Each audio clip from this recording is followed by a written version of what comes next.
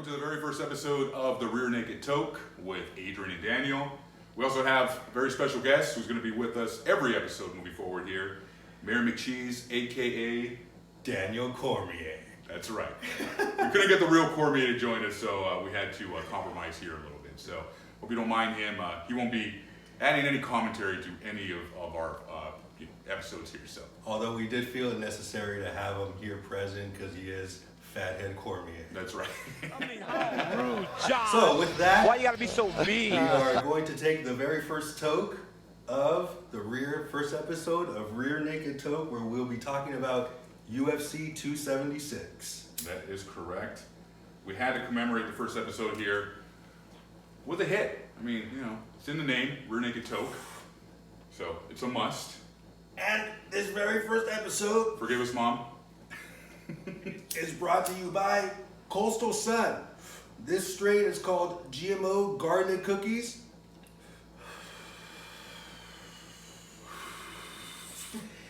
And you can find it in Pomona at your local Catalyst dispensary. Right. Catalyst. We discovered Catalyst a little while back. It's right down the street from the house here in Pomona where we live, so obviously very convenient in that effect, and giving Stizzy some stiff competition. Right.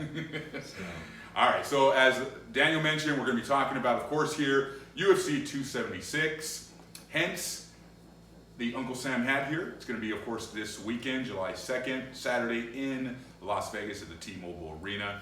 Daniel decked out with his UFC gear here, right? Got to represent. Reppin' with the Howler head hat as well. We're just doing a bunch of free, basic advertisements as well as we get this show on the road. So, all right, so let's jump right into the action. I mean, we talked about this earlier. We're going to talk about basically the main card, top 5 fights on the pay-per-view card, of course, for 276. And of course, the very first fight is going to be now coming up. It's Sugar Sean O'Malley versus the Young Punisher Pedro Munoz. This fight originally slated for the first on the main card as it stands. They're still sticking with it. Obviously, a change as what happened with the Miesha Tate-Lauren Murphy fight that got scrapped. Still, they didn't bump this up on the card. They kept it as the opener. So let's start off with your thoughts here. I'm gonna go with O'Malley on this one. I don't think there's any reason to think he can't get another spectacular KO and just stun the arena again. I like the way O'Malley is definitely strategically working his way up the ranking at this point, because there's no doubt about it, he's absolutely capable of taking on a top 10 opponent right now. But he is, like I said, strategically moving his way up the ranking. I don't see anything really that impressive in Munoz. I mean, he's obviously a great fighter, no doubt about it. Has worked his way up to the top. He's top 15. He's number 12, I believe, at this point. So Fight of the Night bonus is there. I think a performance of the night bonus mixed in there during his run up to the rankings. Right. So yeah. What's interesting to me about this fight is that you have, I think, just a complete clash of personalities, right? So you have Sugar Sean, very flamboyant, young, right? Social media, hip hop kind of influenced guy, right? And Munoz, who is just fought who's who here in the bantamweight division recently. 2 straight losses against some very big names, right? Jose Aldo, of course, and Dominic Cruz. Prior to that, had a good win over what was Jimmy Rivera at a fight night back in February of last year. And then prior to that, also lost a decision to Frankie Edgar. Right. So split decision loss there. Right. 3 or 4 have come to big names in the division. So here's a couple funny things I thought about this reading into this fight, was that Sean's coming in sky-high confidence, right? He's got he actually called Pedro Munoz Prelim Pedro, so which Pedro thought was pretty funny, actually. Pretty good nickname, I like that. Right. But yeah, I agree. So I think O'Malley, this is his time. It's just another, I think, fight to kind of elevate him into the top 10 rankings potentially here, or get him now, of course, a top 10 guy. And we know what the bantamweight division looks like, man. It's just full of a bunch of killers, right? So Munoz, on the other hand, is coming in and says that he's questioning O'Malley's durability. So I think even he said something along the lines that, oh, even in the wins that he's had, and let's be real, he's only lost one time, and even O'Malley doesn't acknowledge that, right? The loss to Chito Vera where he broke his leg or his ankle, I think, right? So Munoz is like, you know what, a lot that's still a loss in my book. He's up, but you see him, he always ends up either coming out of his wins very, very tired, or of course he gets injured, in the case what happened with Chito Vera. So he's questioning O'Malley's durability. Right? Really quick, prediction on O'Malley. Or how do you see it? Oh, how do we see it playing out? Okay, I would say, I mean, if he really wants to make a statement, I mean, he would try and, maybe a TKO in the first or second round. Durability, I mean, Munoz is questioning. I think O'Malley's in great shape. He's coming off of a couple good wins there after that injury he suffered at Chito. So, yeah, I'm going to say O'Malley. Let's go with the TKO in the second round. I agree, absolutely. Wow, really, you were on the same page because we didn't even talk about this beforehand. Yeah, no, same page. I think Munoz will survive the first round, but slight adjustments after the first round. I definitely see O'Malley with a KO. All right, cool, man. All right, awesome. I did not expect us to agree there right away, dude. So that's interesting. But anyway, let's move it on here to the fight that got bumped up because of that Miesha Tate Lauren Murphy scrap, apparently due to COVID protocols. Surprise, surprise. That and was originally slated to potentially hear a headline, I believe, the prelims, is of course the ruthless Robbie Lawler versus Brian Bam Bam Barberena. All right, so I'll start off with this one here, Daniel. I think that you have in this case Lawler coming off that big win against Nick Diaz, right? His last time around. Finished him. I actually thought that was going to be a retirement fight for him, and apparently he's back for more, right? As these vets usually like to do. So here's the thing: he's 40 years old. He's fought the best of aging stars here, right? I mean, he had those battles with Rory McDonald back in the day. Just got that fight with Nick Diaz. He, of course. He's weathered in my opinion here a little bit. However, with that being said, okay, I actually do like Robbie Lawler in this fight. He's coming in as a -120 versus Barberena's +100 in the odds. An even better bet, in my opinion, is the over 2.5 in this fight. I think this is definitely going the distance. But I like Robbie Lawler to make kind of another statement win here. I think even though Nate Diaz hadn't fought in what was it, 8 years or something like that, still a hell of a fighter. Barberena a little bit younger, of course, but I do like Robbie Lawler to pull off the win here. What are your thoughts there? I agree with everything you said about Lawler. Absolutely. I don't even think it's necessary to look at these two guys as past 5 fights, I say 10 fights. The fact of the matter is that they've been in the game for so long, trained with warriors. We got Robbie Lawler coming out of Sanford MMA. We have Barberena training out of MMA Lab. So the experience that these two have is definitely gonna play out in the octagon Saturday night.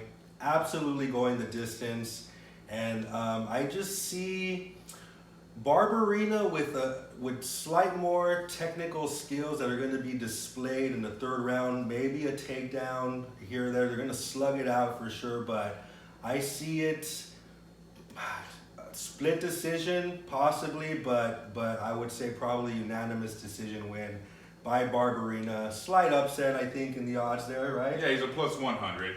You mentioned MMA Lab. I think that's where his former training camp was. It looks like he's now with Jim O. Oh, okay. Yeah. So, but another interesting fact about Brian Barberena is that he's a hometown boy here. He's from actually Montclair, so just the next town over, right here next to Pomona. So, all right, local boy over here. So. Yeah. Same here. I think. So here's the thing with that. I think coming off that split decision win he had over the immortal Matt Brown, which I think was a straight robbery.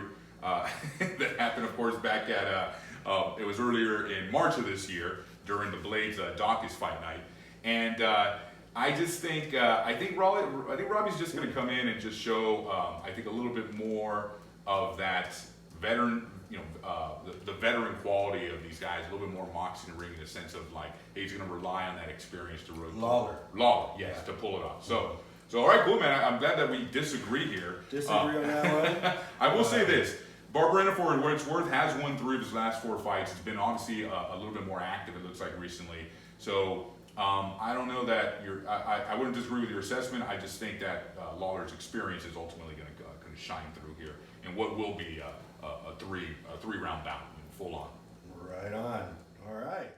All right, so next fight here, we're getting close to the 2 title bouts, but before we get there, we have, which should also be a very, I think, just violent fight potentially here you have Sean Strickland versus, and I hope I'm not butchering his last name here, but Alex Poatan. Is it Pereira or Pereira? I'm going to say Pereira. We should probably know this before we say it. Pereira. So we'll just go Pereira. Yeah, Brazilian dude, right? Brazilian dude. Alex Pereira I got over here, so I'll call him Pereira. Let's just call him Poatan. Poatan's his nickname, so I mean we probably just stick to Poatan. And Sean Strickland surprisingly does not have a nickname, although we could just say American Psycho might be kind of fitting there, right? His last name is kind of a nickname. It's Strickland from Back to the Future. He's bald too.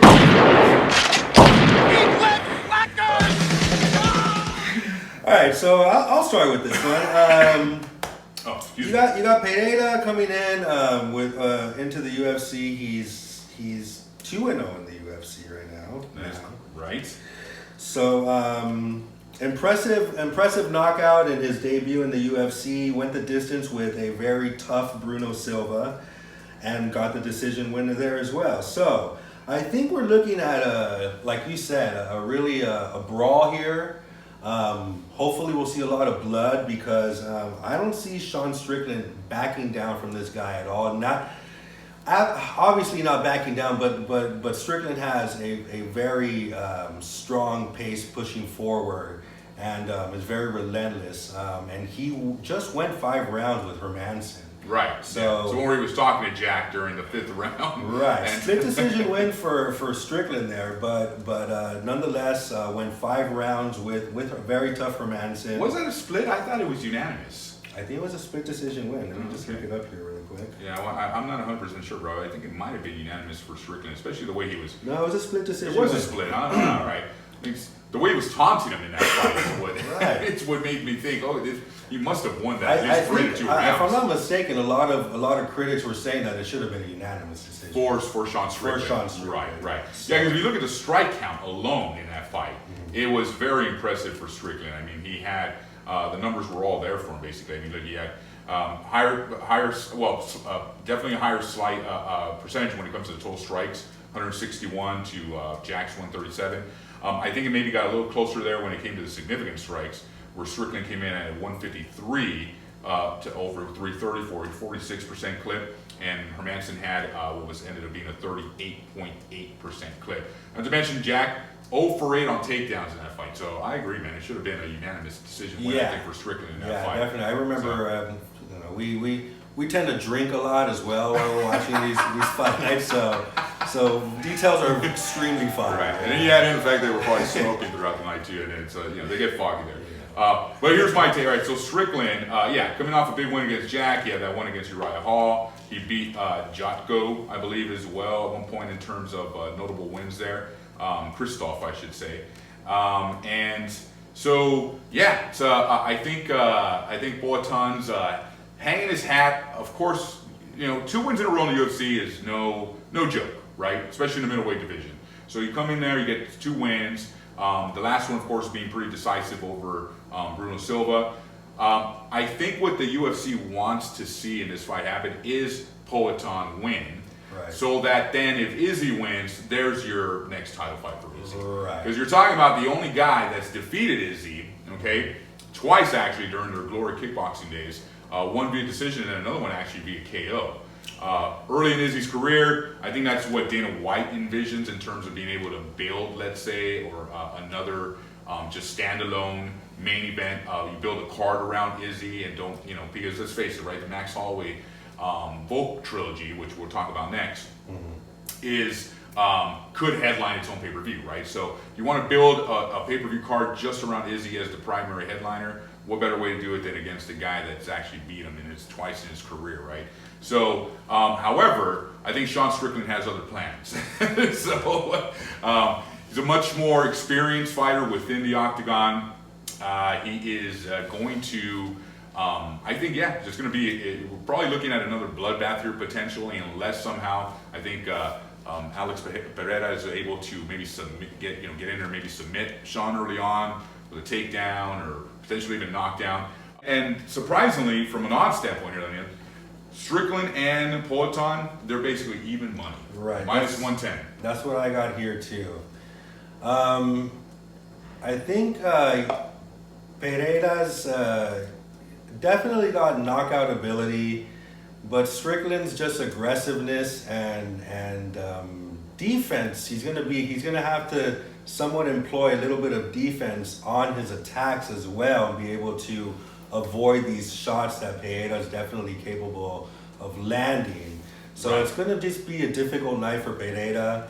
I see it going 3 rounds and a unanimous win by Strickland. I'm going to say 2 rounds to 1 possibly. All right, yeah, I like Strickland in this fight too. I think unfortunately, Uncle Dana's not going to get his way here in getting Poatan there against Izzy. On that point, absolutely agree with you that Dana White is just hoping, for a KO win for Pereira, because the storyline building up to a fight with Izzy and Pereira would just be, everybody wants to see that storyline Right. where Izzy's getting knocked out. Yeah, exactly, right.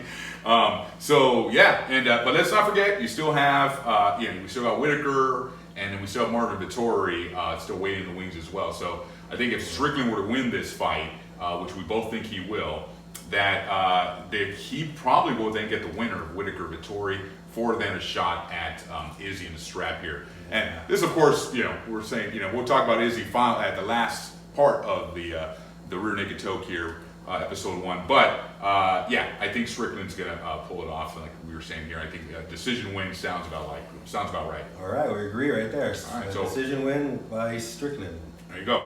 All right, so next fight is the co-main event Moving on. of UFC 276 this Saturday, July 2nd, of course, and that is going to be, as we all know here, the trilogy fight between Max Blessed Holloway and Alexander the Great Volkanovski. So, hell of a fight here too for co-main. Like we mentioned here earlier, could easily be its own pay-per-view. You're talking about what everyone's describing as a legacy fight for Max Holloway. I think a legacy fight for the featherweight division as in general here, because let's face it, the winner of this fight, goes down in my book as, I would say the winner of this fight cements himself as the greatest featherweight champion in UFC's history. As soon as this fight's over and whatever waist that strap goes around, I absolutely agree with you that you can say either one of those two can be considered absolutely the greatest featherweight of all time. So I think I'm saying that the greatest featherweight of all time, right? Of all time. So Uncle Dana's definitely blessing us with a like you said, a co-main that could obviously be a main event on its own. Its own headliner, of course, right? Yeah. And you have Holloway coming off that last loss against Volkanovski, right? Has reeled off 2 in a row here. One against Calvin Kattar, the other one, of course, against Yair Rodriguez. Okay, and in that fight against Volk, many people believe that, of course, Max Holloway should have won that fight, right? He ended up losing via split decision. So definitely interesting. Definitely we're looking at, like we were mentioning earlier, the greatest. I think just a legacy fight for both guys. Both of them tough as nails. I think Volk, for what it's worth, has been, even though he's part of one of the, arguably the best, training camp and has the best training partners, or I'd say training organization within the UFC there, I mean, let's face it, he trains with guys like, Izzy's his buddy here, and so he's, these guys are both pound for pound, greatest fighters right now currently in the UFC. I think Holloway has a lot to prove here in this fight. I think just to cement his legacy, and I actually will calling it right now. This is the upset of the card for me. I think Max Holloway is actually going to retain his featherweight title. Not retain, recapture his featherweight strap. Well, I did not see that one coming, Adrian. Adrian. You didn't see it coming, did you? No. Dan. So I will say this for what it's worth, just to wrap up my take on it, and then we'll get you in the end.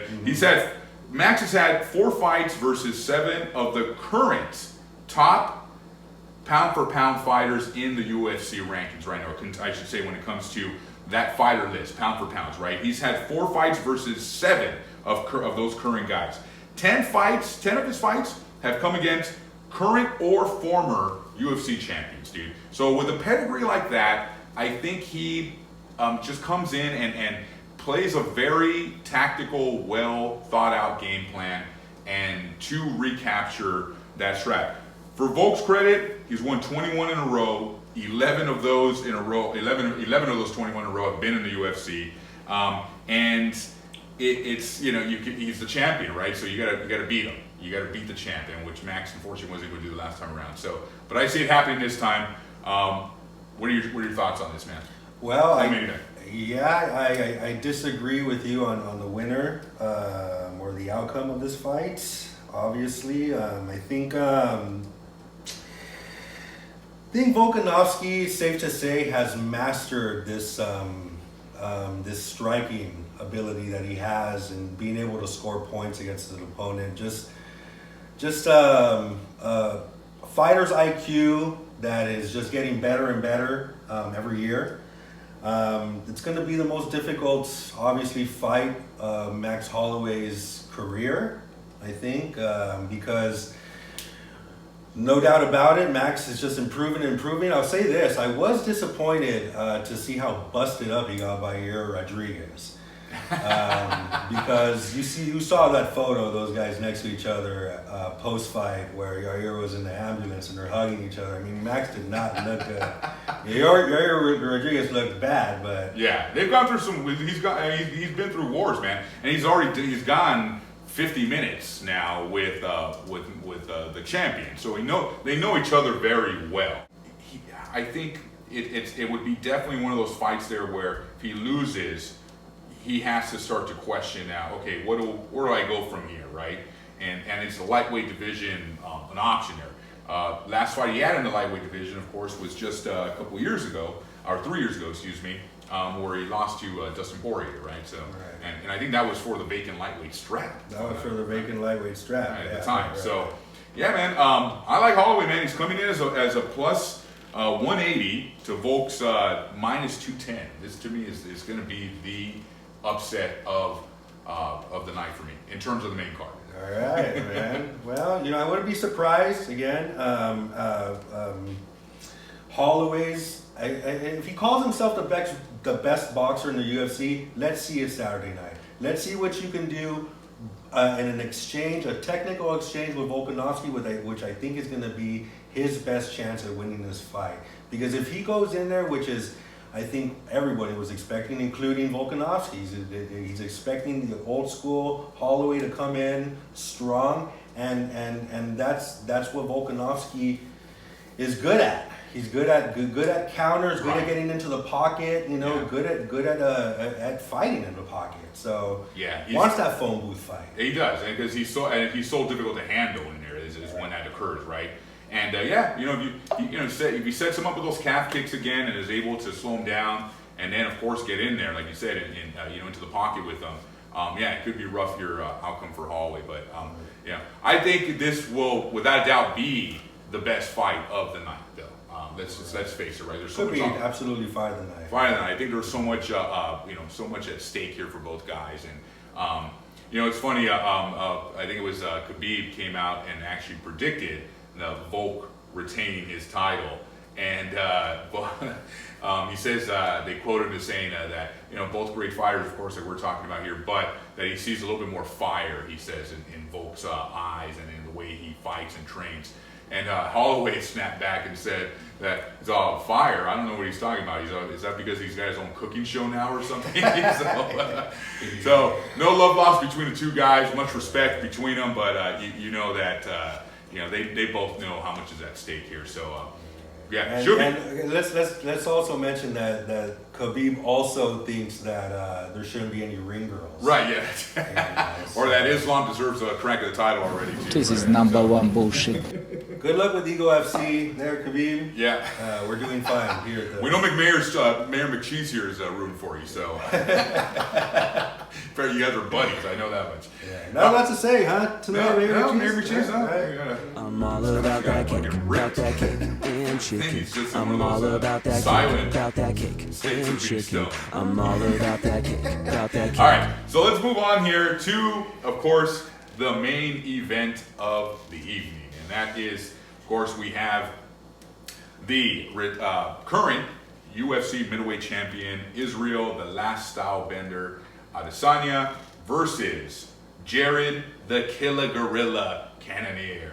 Cannonier, for what it's worth, he's older, right? 38 years old now, and also out of MMA Lab, currently do. So great organization there in terms of who he trains with. I just don't see it happening. And I think the thing here is you're talking about arguably the greatest middleweight champion in UFC history in Izzy. Izzy's already come out and said that he plans on making this his a masterpiece, right? And that he likened it to the Anderson Silva Forrest Griffin fight, where Silva was just essentially, and for lack of a better word here, just matrix, masterfully matrix style in that fight, where he was just dodging Forrest's punches as if they weren't even there. So Izzy, full of confidence going into this fight. I think he probably is looking now at, he's looking past Cannonier a little bit here with some of the things he's said already beforehand. And for what it's worth, Cannonier's, he's wired in here. I think he's saying that, he's not listening to bullshit here. He doesn't really, he's come out already saying he doesn't give a fuck what Izzy says or his camp says or what the critics are saying here. So he's got his eyes on the prize, which is nice. It's always good to go in there with confidence, but you are going up against the greatest middleweight champion in UFC history here. And Izzy, just a wrap, man. I think he's gonna do what he said he's gonna do here. And I think we're talking from a prediction standpoint. I'm gonna say Izzy via third round TKO. So that's my call here. All right, your thoughts? I gotta agree with basically everything you said. Yeah, I think if Izzy says he's gonna do it this time around, it's kind of like Babe Ruth, pointing out and saying I'm gonna hit a home run right now. More than capable of doing it. Fortunately wasn't able to do it in his last couple of fights. So we're absolutely due for a KO, for an easy finish, for an easy finish, basically. Right. Yeah. He's not going to be, Cannonier's not going to be any pushover. I'm not saying that it's going to be, it's not going to be as easy as it was for Izzy against Costa. And we were talking about a second round TKO. I think it might go, it'll probably go to a third, I want to say. It'll go to the third, possibly fourth. But I do see Izzy coming out with a TKO, coming off with a TKO victory. What round? I would say either third or fourth. Okay, Yeah, so third or fourth. Goes over the or well, if we're talking over 2.5, this is a 5-round fight. So in any event, Izzy's not going to make the same mistakes Brunson did, and not going to go for a takedown. Get into the pocket with this guy, which would give Cannonier absolutely every opportunity to land one of those vicious hooks. Vicious right hands, either one of the two, because he's got some power behind him. Of course, right. I mean, if Cannonier is able to touch him, right, and hurt him, which, let's face it, no one really up to this point has been able to do to him outside of, I guess, Poatan, and that was back in the glory kickboxing days there. He's just, yeah, you can't, nobody matches, he can't match up with him in that sense in, let's say, a fight that ends up going potentially the distance here, or even before that, which is why we're both predicting, right, like a finish by Izzy here.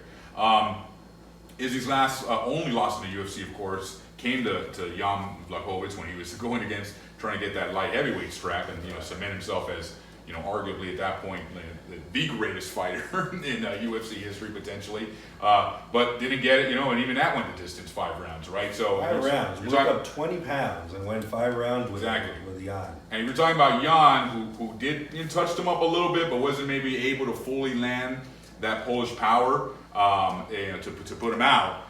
Then yeah, it's easy, I think, at this point to say that Izzy's got what it takes here to just basically cement himself here still as the greatest middleweight champion of all time, still of course as a champ, retain the strap, and then look and see what happens in the other two the other two middleweight bouts that are coming up. One, of course, being on the same card as the one coming up Saturday, as the one he's on this weekend, and then of course the one we're looking forward to down the line here between Whitaker and Marvin Vettori.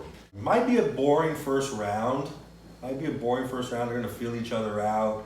Obviously, probably very little excitement until probably the last minute or so.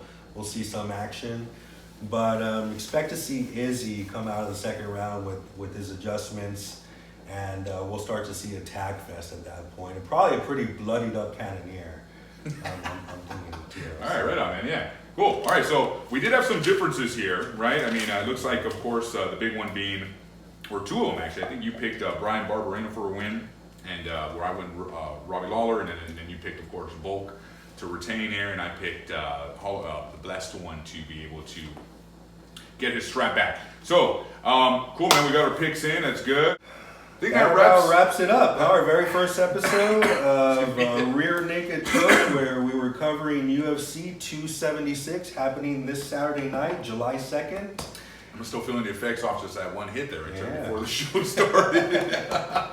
So thank you for joining us here. We finally got around to doing our first episode. We hope to do a few more here. So please like, subscribe, and join us every week for a weekly episode of Rear Naked Toke. McMahon, any closing words there? Any last thoughts there, buddy? Daniel Cormier? No? Huh? Oh, all right, DC. Fathead, usually have a lot to say. Nothing, huh? All right. Until next time, I'm Adrian. That's Daniel. It's Mayor McCheese. We'll see you then. Toke it easy. All right. That's good. All right, we got it done, man. That's what counts.